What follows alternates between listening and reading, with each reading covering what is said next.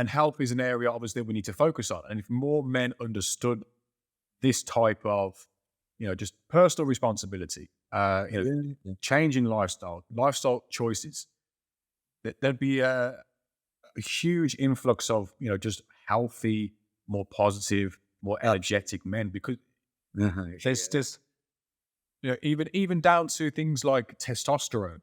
Men's testosterone levels have dropped drastically. Like it's ridiculously low.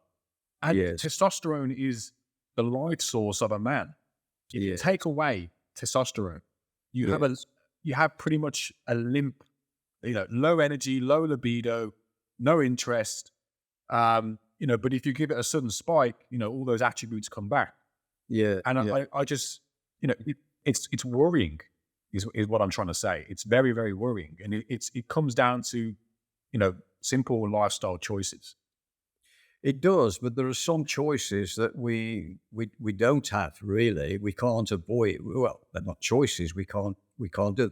I mean, when you see what's around us with everything from the products, some of the products in our food, some of the additives and things like that, makes you wonder why they're not completely banned. They're banned in some countries, not in others. You get things like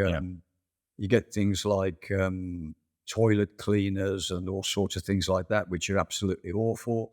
You get things like, who knows? While I was in Glastonbury, we got these chemtrails going over. Who knows what they're doing? Who knows what we're breathing in from those? No one seems to want to tell us. We don't know what's in the water. You got fluoride in the water. Well, I don't go near it, but I go pure water as I can. But what's the fluoride doing? We don't need it, as far as I know, apart from they say it's good for the teeth. Well, you want to brush with fluoride toothpaste, it's your choice, but it shouldn't be in the water for people who don't need it. What's it doing? There's all these things going on, and all the stress of the way we're being forced to live today. We had lockdowns. We don't know what's going to happen in the future. Caused an awful lot of problem, as far as I can see, an awful lot. People have had various. There's so many chemicals. So the chemical side of things is something that which is, it seems out of your control, but once you're aware of it, you can actually control it. Because I go to great lengths now to make sure that what comes into my body through, orally, or whether it's on my body that soaks through. I go to great lengths now to make sure that there's the harsher chemicals are pushed away. Because it's very easy to do. In fact, very easy to do. Very easy at the level in your home or workplace, but it's not so easy when you're out in the street and looking at what's going on around you. I go to my local supermarket occasionally, and there are aisles there that I just don't walk down because there's going to be nothing that I'll put in my mouth. Nothing at all, Yeah. But it's really... When it makes you wonder, doesn't it, when you've got a supermarket with a healthy section or an organic section, but it makes you think, well, what's the rest of it then? No, well, in the last year, there's been an awful lot of new vegan, organic products on the shelves of the supermarkets. But when you turn over the box and look at the ingredients, they're not really so very good in a lot of cases. There's very few, if any, that I would ever buy, to be honest with you. Yeah. Were you talking about... well, just because it says vegan on the front of it doesn't mean it's healthy. Doesn't mean it's healthy at all. No, not at all. Not at all. Most vegans I know would never even bother to look at supermarket vegan so-called food. It's vegan, but it's got other things that you don't really want. You were talking about testosterone. And asking earlier what I'm seeing a lot of. What I'm seeing a lot of, more than ever, are ladies who want to conceive and can't conceive. That's the last 2 years. And I'm seeing an awful lot of more intense hormonal imbalances in ladies and to some extent in men. Yeah. I've never been short of male customers, but it used to be, I should say patients really. It used to be maybe about 20, 25% male.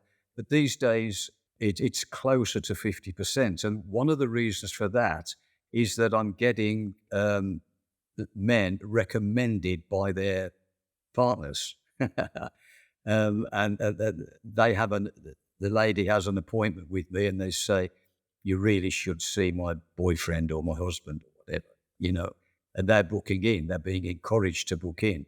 So I reckon I'm close on 50-50 female and male clients. Yeah. And when they say, "Oh, you should see my partner," the male partner, is that because of low testosterone specifically, or because No, not generally? specifically. Not specifically. A big one is low libido, and men don't generally want to come and talk about that for obvious reasons. It's getting Yeah. better. Um, um, I've seen several men recently because their wives are trying to conceive, and the hospitals, bless them, can't find any reason why they're not conceiving. And I'm finding that the reports from the hospital say the sperm count is low, or sperm aren't good quality, or the mobility is low. It all that type of thing. Sperm morphology, as they call it, is worse than ever. And you wonder why. You wonder why. Again, there is often, but not always, a common denominator to this. But, mustn't go down that road. Yes, there is. But Yeah. I can see the links. It's impossible to not see the links. But I've got no figures to prove it. I'm not likely to get them. That's up to other people. Yeah. The other thing with men is stress. Absolutely stress, often to do with tiredness and not coping with their job properly. As I said earlier, I think I might have said, one guy said to me recently, I'm going to lose my job. I can't do this anymore. I'm going to lose my job. Then he's lost his house. It's like very important to be healthy at that level. Yeah. So you get all of this stuff. And stress is the big one with most men at the moment. There are other things, we pick up on other things, we talk about. I was watching something the other day. Well, actually, to be fair, I've been researching this intensely for quite some time. And it was about men's testosterone levels, and the fertility rates in people is declining. Our population is actually declining globally, and and in around certain countries. Yeah. And there was a I don't know if you're familiar with Joe Rogan. Have you heard of him before? Yes, yeah, indeed, yeah. Seen one or two of his things, yeah. Yeah. Yeah. Yeah, so I was watching one of his podcasts, and he had a very, very fascinating guest on who talks about the cause of all of what I've just mentioned. Yeah. And it's to do with microplastics. And this is an actual fact. Okay. This is not theory.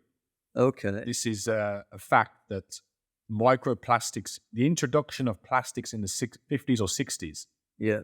there is a direct correlation between that introduction and the decline fertility rate.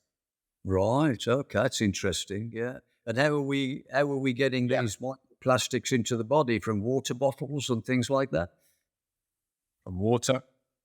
Yeah. Exactly. From water bottles. Well, yeah, from everything plastic. If you were to take a very in-depth blood sample, you'd find them. We've all got them. And it explains, the low fertility rates.